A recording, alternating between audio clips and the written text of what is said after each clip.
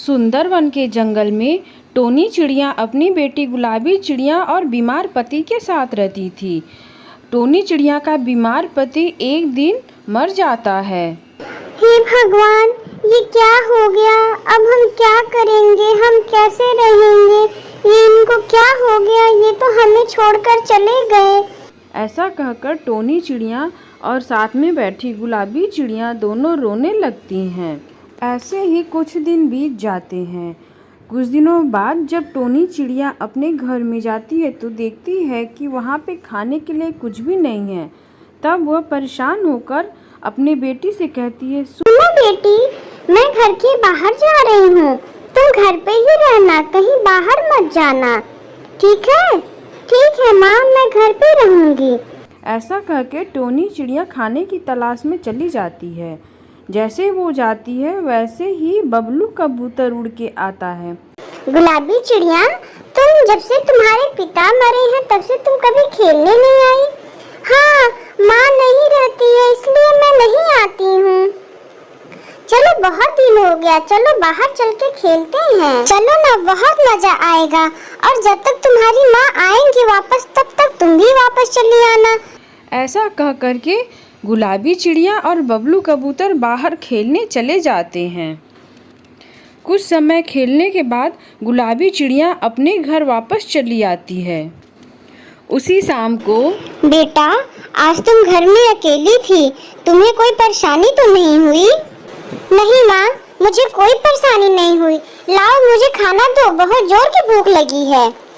Tony चिड़िया अपनी बेटी को दाना दे करके रोज ऐसे ही खाने के तलाश में निकल जाती थी और गुलाबी चिड़िया खेलने के लिए चली जाती थी। कुछ दिनों बाद, माँ, तुम मुझे रोज गेहूं के दाने ही ला के देती हो। आज मैं गेहूं के दाने नहीं खाऊंगी, आज मुझे चने के दाने खाने हैं। बेटा, आज तू ये गेहूं के दाने खा ले, कल मैं कहीं से भी चने के दाने लेकर आऊंगी। अगले दिन सुबह फिर टोनी चिड़िया खाने के तलाश में निकल जाती है और कालू सेठ के यहाँ पहुँच जाती है और उससे कहती है, सेठ जी, मुझे कुछ चने के दाने दे दो, मेरी बेटी को खाने के लिए चाहिए। बदले में आप जो भी काम कहोगे मैं कर दूंगी।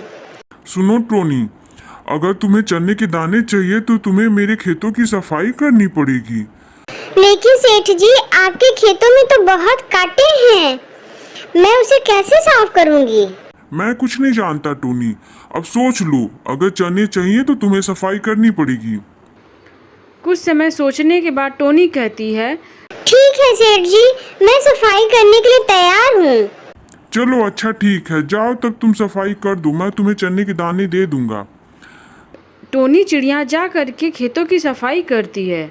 खेतों की सफाई करने के कारण खेतों की सफाई करते करते टोनी चिड़िया लहूलुहान हो जाती है। फिर चना लेकर अपने घर आती है और अपने बेटी को कहती है, लो बेटा, ये रहा तुम्हारा चना, तुम इसे खा लो, मैं कल फिर लेकर आऊंगी। गुलाबी चिड़िया उस चने के दाने को बड़े चाव से खाने लगती है। ये देखकर टोनी कहती है, हे भगवान, मेरी बेटी इतने प्रेम से खा रही है, इसके लिए तो हर एक जख्म मंजूर है। इस तरह टोनी चिड़िया रोज मेहनत मजदूरी करके अपनी बेटी के पसंद के खाने लेकर आने लगती है। दोस्तों, इस कहानी से हमें सीख मिलती है कि हमारे परवरिश में हमारे माँ बाप कितना मेहनत करते हैं, इसलिए हमें हमेशा उनकी इज्जत करनी चाहिए और उनका सम्मान करना चाहिए।